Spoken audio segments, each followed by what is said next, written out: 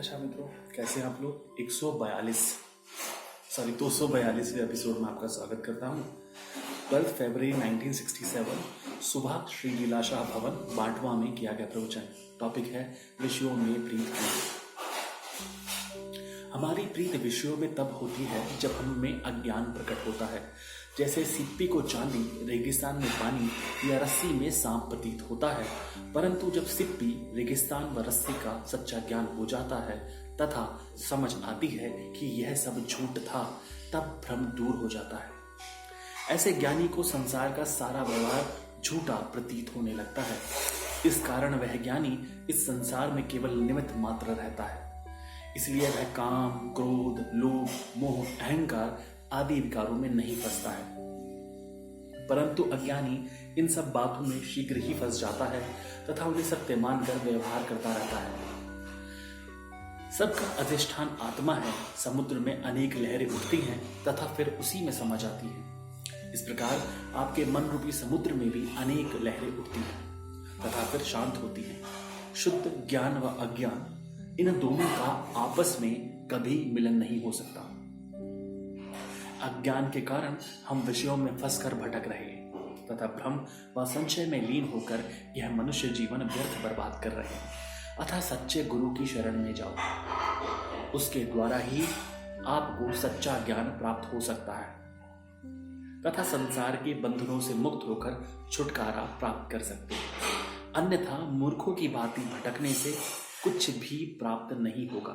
जैसे हिरन की नाभि में कस्तूरी होती है, परंतु वह उसकी सुगंध बाहर ढूंढता रहता है तथा व्यर्थ इधर उधर दौड़ता रहता है, परंतु वह उसे प्राप्त नहीं होती, क्योंकि वह तो उसके अंदर ही होती है। वैसे आपके भीतर भी ब्रह्म मौजूद है। हिरन की भांति व्यर्थ इधर उधर मत दौड़ो। आप पुत्र, स्त्री व धन आदि को रेगिस्तान के पानी के भांति जानकर उसके पीछे भटक भटक कर अपना जीवन व्यर्थ गंवा देते हैं। प्रजा में प्रभु व प्रभु में प्रजा व्यापक है, यह वास्तविक ज्ञान है। प्रभु के प्रजा की सेवा करो तो उसका फल अवश्य मिलेगा। भीतर 5 दुश्मन तो पहले से ही मौजूद है, फिर दूसरे दुश्मन पैदा करने की क्या आवश्यकता है। जो 5 दुश्मन हमारे पास हैं वे ऐसे तो महाबलवान हैं जिन पर विजय प्राप्त करना बहुत कठिन है, तो फिर दूसरे दुश्मन क्यों बनाते हो। पहले उनको मारो तो फिर दूसरे दुश्मन अपने आप मर जाते हैं, या तो मर जाएंगे या भाग जाएंगे और आपका चित्त निर्मल व बुद्धि शीतल हो जाएगी। निर्मल बुद्धि वाला इंसान महायोगी है। योगी गेरू वस्त्र पहनने वाले को नहीं कहते। जो गृहस्थ में हो अथवा विरक्त, दोनों के लिए आत्मा की शुद्धि आवश्यक है। जो स्वयं को पहचानेगा वही ऐसा योगी है जैसे राजा जनक इतने बड़े देश का राजा होते हुए भी गृहस्थी था।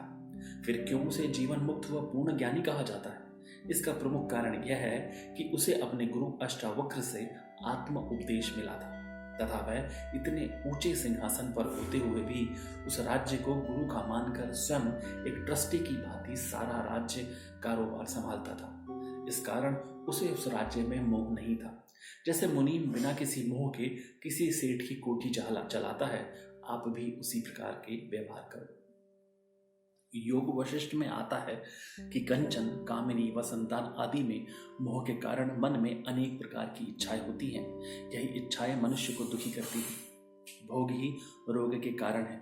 हे भाई, तुम जब वासनाओं का त्याग करोगे तभी सुख प्राप्त कर सकोगे। इंसान को अनेक तृष्णाओं ने घेर रखा है। जिसके पास 1000 होंगे वह लाखों मांगेगा, लाखों वाला 1 करोड़ मांगेगा। इस प्रकार करते करते तृष्णा की तृप्ति कभी नहीं होगी, परंतु भाग्यवान है वह इंसान जिसके भीतर कोई भी तृष्णा नहीं है। बहुत बहुत धन्यवाद। जय स्वामी लीलाशाह। जय राम जी की।